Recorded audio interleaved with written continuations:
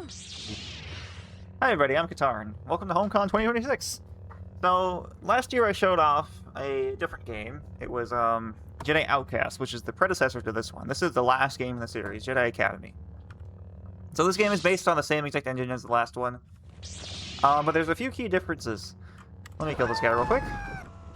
So first of all, in Jedi Outcast, you can just bunny hop everywhere and build up all kinds of speed because there's a mechanic in the game where if you move your mouse while strafing in midair, because of the extreme amount of air control that they give you, you could just build up tons of speed. And in Jedi Outcast, you could just keep jumping, and then your speed would just continuously go up forever. This game, they decided to stick the landings a little bit whenever you land. So whenever I land now, my speed gets cut in half most of the time. And so there are ways to sort of mitigate that. Hang on one second, let me just take care of this guy.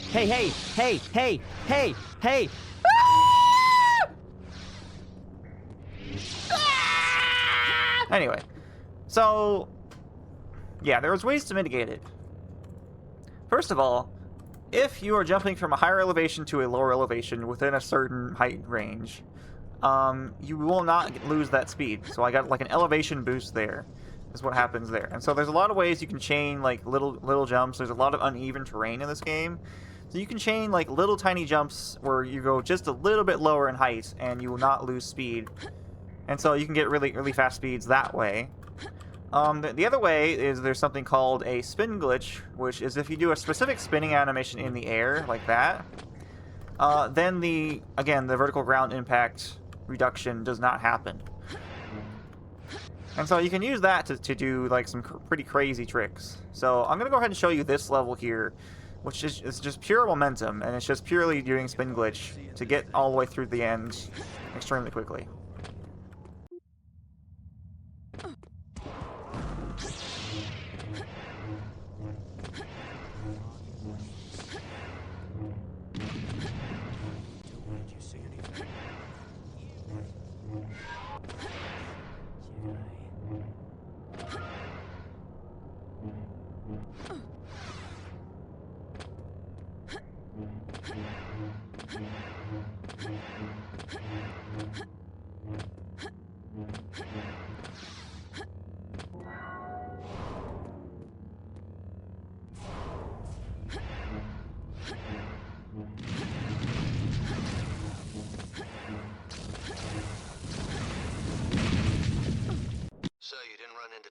Alright, that was pretty good.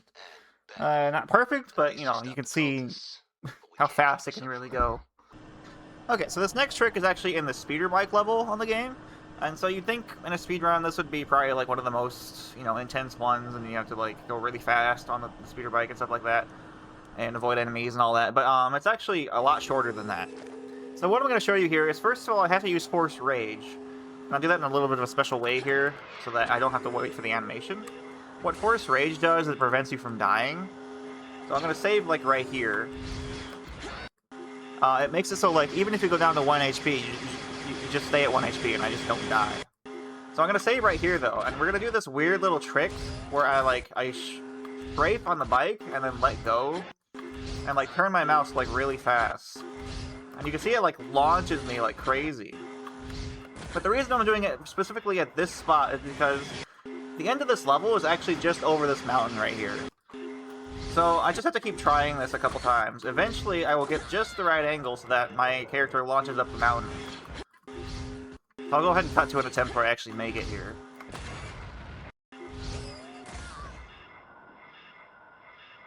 Alright, that works. Finally, I got it! Okay. So yeah, that's how that trick works. So now I can kind of just, you know, pull up my lightsaber and then spin my way to victory here after the rage debuff goes away. So yeah, the end of the level is just right over there.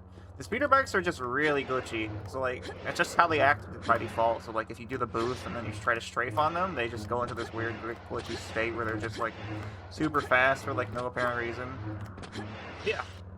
So the end of the level is like just right off this cliff right here. So I can just jump off.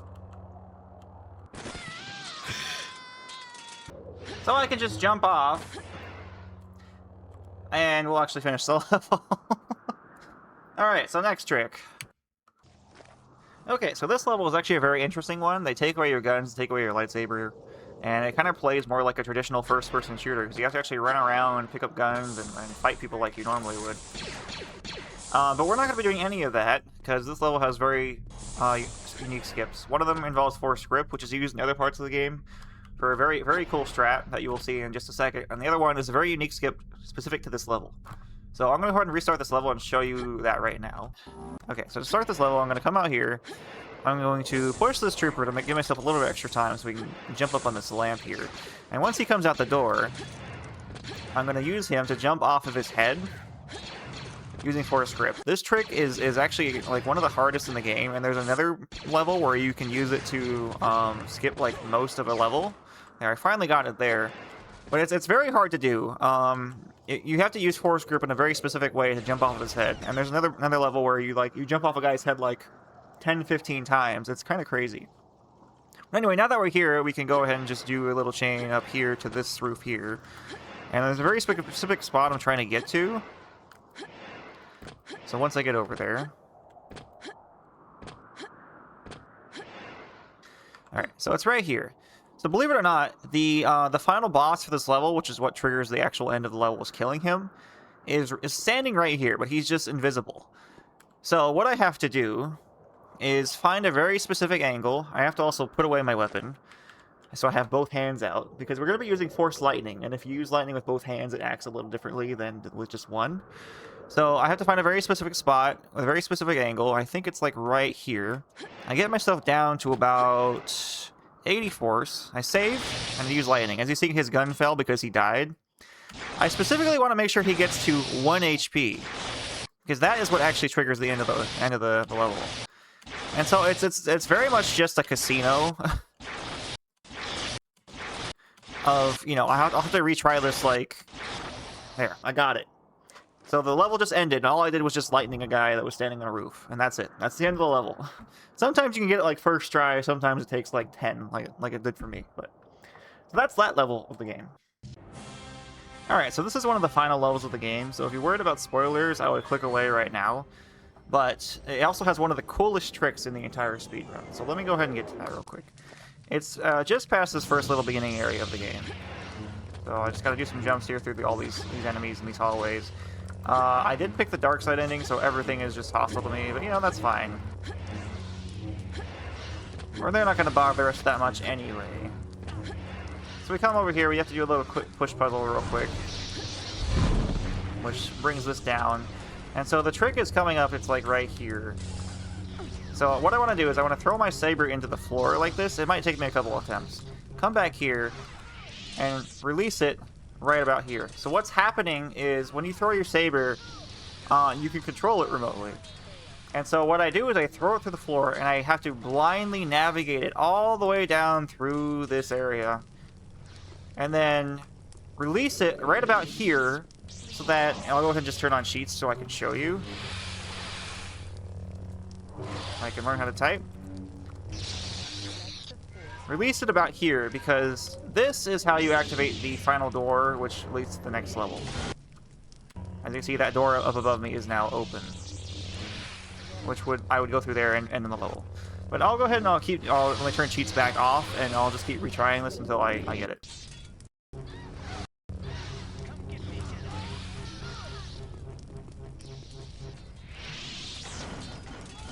Yes, finally! Okay, so that's how that trick works. Okay, so this level is the final level of the game, and there's just one little other thing I wanted to show off real quick. It is a specific chain, so I can jump all the way from here, all the way to that next door, while doing only one little jump off this, like, raised platform thing, with a specific trick with this gun. So, like, when you're in the air and you shoot this gun, it does give you some momentum. And one other thing I can do is to avoid that cooldown time between shots, like, I can do a forced pull. So I can do 2 rapid-fire shots, like, really quickly.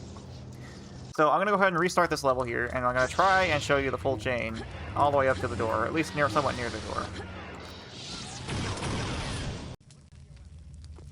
Okay.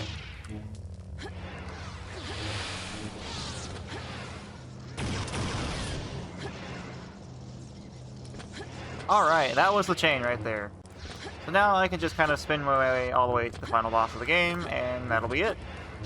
Which I guess I can show you real quick. But this is going to be major spoilers for anyone who hasn't played this. So, first final boss.